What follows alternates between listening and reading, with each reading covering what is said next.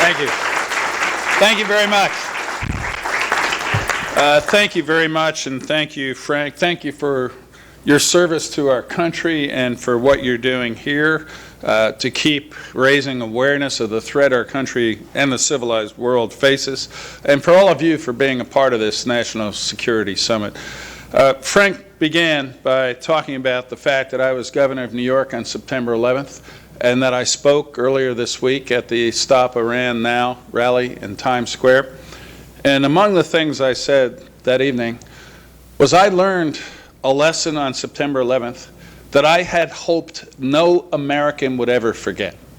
And it was a very simple one, that regardless of where radical Islam was located or centered, even if it seemed to be on the opposite side of the world, separated by thousands or miles or an ocean, it posed a very real threat to our safety and security right here in the United States.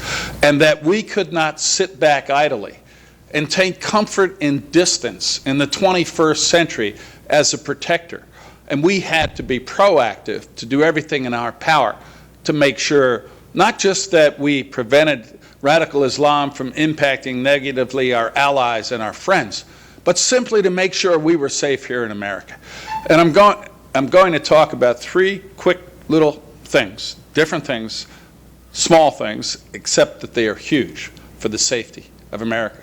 And the first is that Iran nuke deal. As I said at that rally, first of all, it's a treaty that should have been sent to the U.S. Senate for ratification. If ever there has been something in my lifetime that constitutes a treaty, something that lasts decades, involves multiple nations, affects everything from the economy to economic sanctions to global economy to missiles and nuclear weapons, it is that. It should have been treated as a treaty. This president should have submitted it, and Congress should have been allowed to reject it.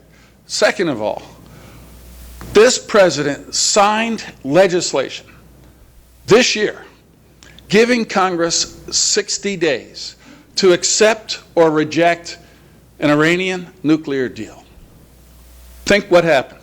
In that deal, it had a provision that the Iranian parliament had the right to approve one of the attachments before it took effect. But he went to the UN not 60 days later, but within 6 days, and had the United States vote yes in the Security Council, obviating, completely undermining the ability of the United States Congress to say, no, you are going to vote no in the Security Council. Sanctions are going to continue. I believe that could well constitute a violation of this president's oath of office to uphold the laws of the United States of America. And I think we should look at that. Thank you. Thank you. Let us hope that Congress overwhelmingly rejects it, that U.S. sanctions continue, and that we can convince as many of the civilized nations in the world as possible that we have to continue to do everything in our power to prevent Iran from getting a nuclear weapon. I could tell you all the bad things about it, but you know it. But I just want to make one point that I don't think has been made often enough. Susan Rice, when she was asked hundreds of billions in financial relief, isn't some of that going to sponsor terror, said, well, yes, it is. We know some of it will be used to continue their, quote, bad behavior. Well, bad behavior is walking across the street in the middle of the block. Helping the Houthis in Yemen to overthrow a government and killing thousands of people is not bad behavior, it's terrorism. Helping 1,000 American soldiers in Iraq be murdered is not bad behavior, it is a crime against America. Helping Assad use chemical weapons to kill his own civilians is not bad behavior, it is a crime against humanity. This government is giving hundreds of billions of dollars of relief to a terrorist state that they know part of will be used to help commit crimes against humanity. It's an awful deal, but most importantly, it is an immoral deal that must be rejected by the United States Congress. But let me move on from Iran because I'm sure you've heard a lot about that. And I want to get back to Frank's point about the fact that I was governor on September 11th. And I believe today the United States is at greater risk of another attack, serious attack in our country, more so than at any time since September 11th. Now think about it for a minute. Al-Qaeda on September 10th was isolated in Afghanistan, had virtually no money, no weapons. Their most sophisticated weapon was a box cutter, no social media capability. They controlled no territory. They had no Westerners, and yet they were able to carry out that horrific attack. Look at ISIS today. Hundreds of millions of dollars, sophisticated weapons, social media capability, hacking into our own Defense Department and email systems, training centers, recruitment centers, and a commitment to attack us here. The September 11th Commission report, bipartisan, overwhelmingly accepted as critical to understand the mistakes made, has a specific provision about what do we do to prevent what happened next. And it says, if a failed state arises in Iraq, and radical Islamists can set up training and recruitment centers in that area, it poses a grave risk to us here in America, and we must use the entire might of America to destroy those centers. We cannot sit back and wait till they attack us here again. We have got to use all of our power to destroy those recruiting centers, training centers, planning hubs, kill them over there. Not a 10-year war, not building a democracy where one hasn't existed, not $1 trillion expense. Destroy their ability to attack us here over there, and we will be safe and they will be losing instead of gaining in this struggle. And let me say, I say that understanding that we don't want to put one young person in harm's way unless it's absolutely necessary. I have 2 sons. My older son, after college, became a lieutenant in the Marines and served for a year in Iraq. My younger son, after college, became a lieutenant in the 10th Mountain Division and just got back from Afghanistan in September. I know what it's like for a parent to lie awake at night, worried about your loved one, worried about a phone call and praying it never comes. And thank God it didn't come.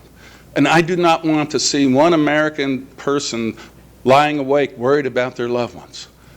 But we have got to defend ourselves. We have got to defend our safety and our freedom, and if that means taking action, special operations to destroy their training camps, let's do it. Get rid of the threat of ISIS here, over there, right away, and we will be safer, the world will be safer, and there will be fewer risks of another September 11th happening here in America.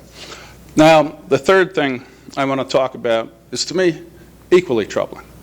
And we have an administration, to me, first of all, we all know they're blind to the fact that this is radical Islam and it's being done in the name of Islam. And yes, that doesn't mean we're going to condemn every Muslim, as this president seems to think it would mean if you say that a radical jihadist trying to kill Americans is doing it in the name of Islam, because they are. But you talked earlier, the prior speaker, about political correctness. This administration has gone to the point of making American lives incredibly vulnerable for reasons beyond political correctness that I can't fathom. You know, just think about the 4 Marines killed in Chattanooga. This president's answer to that is our Marine recruiters should take off their uniforms. That is a disgrace. It's not just an embarrassment. The fact that our Marines have to be afraid to put on the uniform of our country in our country is an indictment of the failure of this administration to protect our people. Thank you. Thank you. Thank you. And let me make a very simple point. Our Marines should not be taking off their uniforms. They should be putting on their guns. And we would all be a lot safer. But it wasn't just Chattanooga. It was Garland, Texas, and thank God for that Texas cop who blew away that jihadist here before he had the chance to kill others. It's right near here, the Boston Marathon, where those were radical Islamists. You never hear that term, but that's who they were who set off those bombs at the Boston Marathon. You know, people say, what can we do? Well, I'll tell you what we can do. We can shut down their ability to preach jihad here from the pulpit, on the internet, in prisons. Yes, I'm a great believer in the First Amendment, but there's a rule to that First Amendment, and that is you cannot shout fire in a crowded theater. You cannot tell an American, go kill another American in the name of jihad. That is not First Amendment speech. That is criminal speech, and you should be stopped, tried, and prosecuted.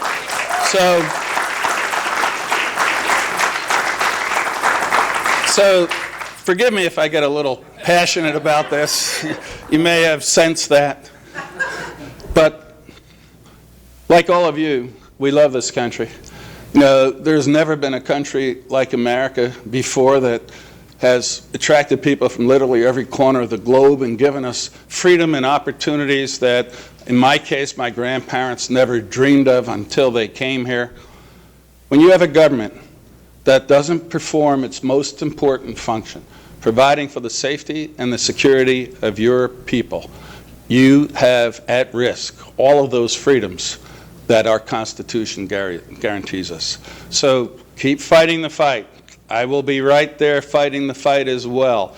This is not our country. This is not our people. This is a failed administration. We are going to replace it, take America back, and make us safe, strong, and proud again. Thank you. God bless you. And I'll be happy to answer any questions. Thank you. Thank you.